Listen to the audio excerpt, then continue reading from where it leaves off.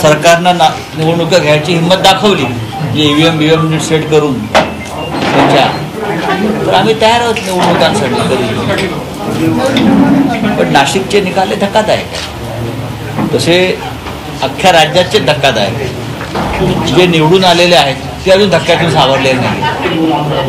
आमचं सोडून द्यावं, जे निवडून आलेले आहेत त्यांना एवढा मोठा धक्का आहे, आम्ही निवडून कशा, आणि असे तर ते अजून धक्क्यातून सावरलेले नाही.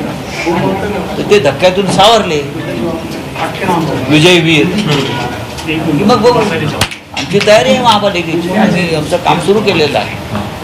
अगदी व्यवस्थित आम्ही चालणी करतो आहोत आणि येईल त्या प्रसंगाला सामोरं जायची आमची तयारी. विधानसभेनंतर काय फेरबदल संघटनेमध्ये होणं अपेक्षित आहे का, किंवा काही नवीन पद्धतीने आपली पुढची भूमिका राहणार आहे? भूमिका काय, पक्षाचं ध्येय धोरण जे आहे ते राहीलच. पक्षामध्ये काही बदल नक्की होणार, आणि ते फक्त नाशिकला नाही तर महाराष्ट्रात अनेक जिल्ह्यामध्ये होते. आणि दुसरं महत्त्वाचं म्हणजे की अनेक नवीन कार्यकर्ते पक्षाशी आता जोडले जातात. काही लोक मोह माया लोभ लाभ यासाठी जात आहेत, रोज बातम्या येत आहेत त्या संदर्भात. पण जिथे जात आहेत त्या खरी शिवसेना नाही हे सगळ्यांना माहिती आहे. पण मोह कोणाला सुटला नाही. अशा अनेक प्रसंगातून आम्ही गेलेलो आहोत. अगदी माननीय बाळासाहेब ठाकरे हे पक्षाचं नेतृत्व करत होते तेव्हाही आम्ही अशा प्रसंगातून गेलेलो आहोत. पराभव पचवलेले आहेत आम्ही, पण पक्ष उभा ठेवला. पक्ष आजही मजबूतीने उभा आहे. विधानसभा हरलो म्हणजे पक्ष संपला असं होत नाही. कोणीच संपत नाही राजकारणात. चंद्राबाबू नायडू मागच्या निवडणुकीमध्ये फक्त 16 आमदार जिंकून आले होते. आणि ते सत्तेवर आहे, ते लक्षात घ्या. बरोबर ना? आणि लोकशाहीमध्ये आज कटेंगे तो बटेंगे, एक आहे तो सेफ आहे वगैरे वगैरे आज असे पुढल्या वर्षभरामध्ये काय नवीन येतील आणि बटंगे कटेंगेवाले काय स्वतःच काटले जातील त्याचा राजकारणात भरोसा नसतो.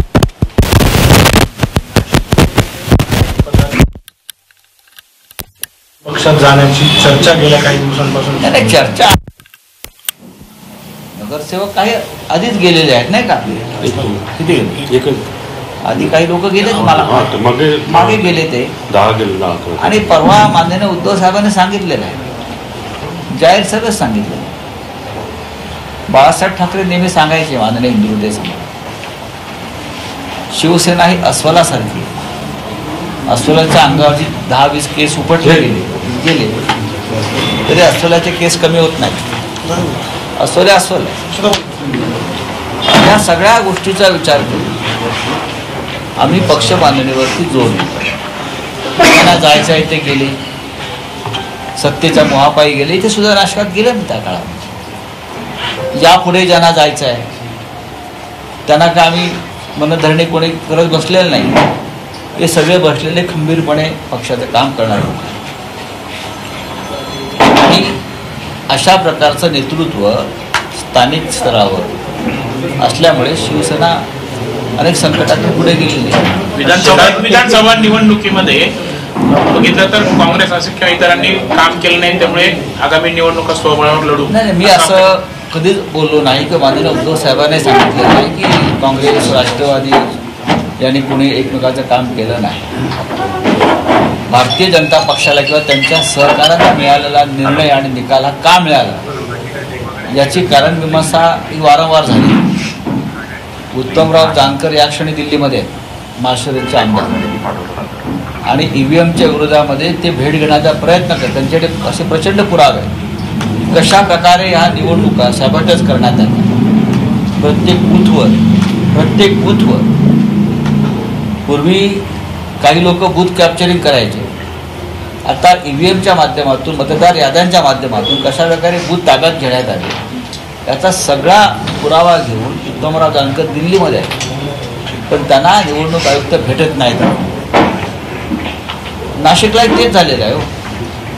नाशिकच्या आमच्या दोन्ही जागा शहरातल्या हा, सुधाकर बडगुजर असतील किंवा वसंतराव गीते असतील, 100% जिंकणाऱ्या जागा होत्या.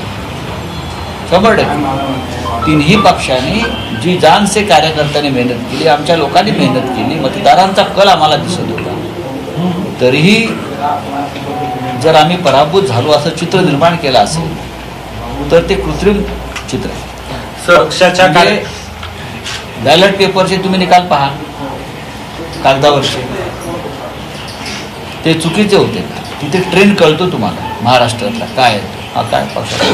कार्यकर्त्यांची इच्छा आहे का महापालिका निवडणूक ही स्वबळावर लढवी? मुंबई संदर्भात माननीय उद्धव साहेबांनी एक भूमिका घेतली. मुंबई ही महाराष्ट्राची राजधानी आहे, मुंबईचं राजकारण वेगळं असतं. 14 महानगरपालिका आहे. प्रत्येक महानगरपालिकेतले प्रश्न बांधणी वेगळी आहे. नाशिकच्या सगळ्या कार्यकर्त्यांनी काही निर्णय घेतला, या सगळ्या प्रमुख लोकांनी, आणि तो निर्णय माननीय उद्धव साहेबांकडे गेल्यावर त्या संदर्भात आम्ही निर्णय घेऊ.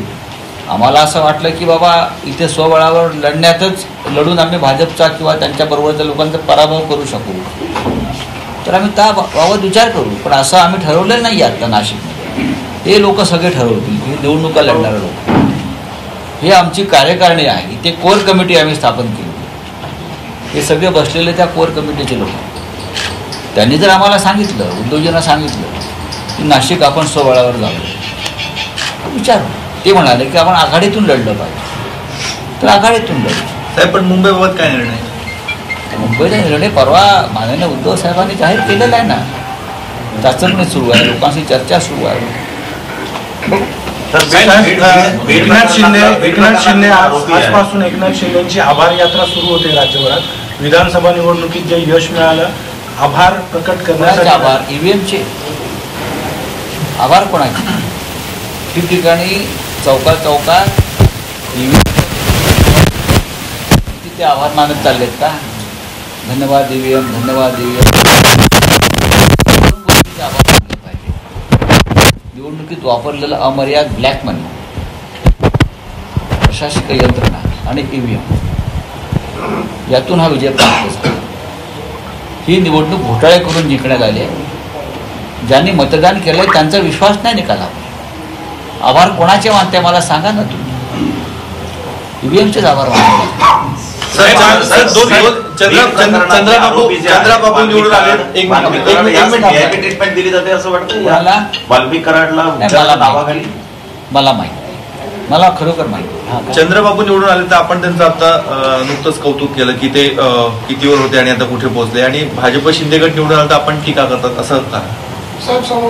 चंद्रबाबूंनी पक्ष फोडला नव्हता. आत्ता जेव्हा त्यांनी पक्ष स्थापन केला तर स्वतंत्र एक पक्ष स्थापन केला, आणि एकनाथ शिंदे यांचा जो निकाल आहे हा संशयास्पद आहे ना. भाजपचा निकाल इकडे संशयास्पद आहे, अगदी स्पष्ट आहे. अजित पवार, माननीय पवार साहेबांना फक्त 10 जागा मिळतात आणि अजित पवारांना 42-45 जागा मिळतात. हा निकालच संशयास्पद आहे. याच्यावर या राज्याच्या जनतेचा विश्वास नाही.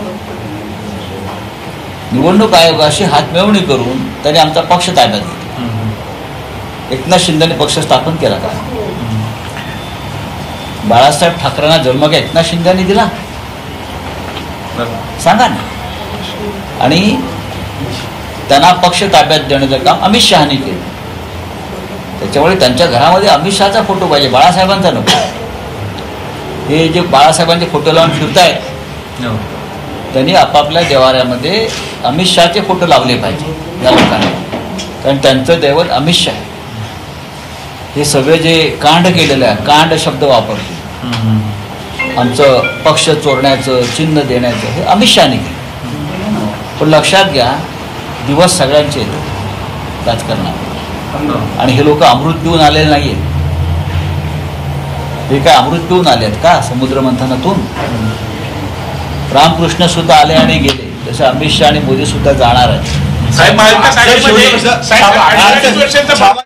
त्यावेळी माध्यमांशी संवाद साधत होते. घोटाळा करून हा विधानसभा जिंकल्याचा महायुतीवर त्यांनी आरोप केलेला आहे. दरम्यान आगामी निवडणुकीसाठी पक्षबांधणीवर सध्या भर दिला जातो. प्रत्येक भागात कार्यकर्त्यांशी बोललं जाईल, चाचपणी केली जाईल आणि त्यानंतर स्वबळाचा निर्णय घेतला जाईल, असं संजय राऊतांनी म्हटलंय.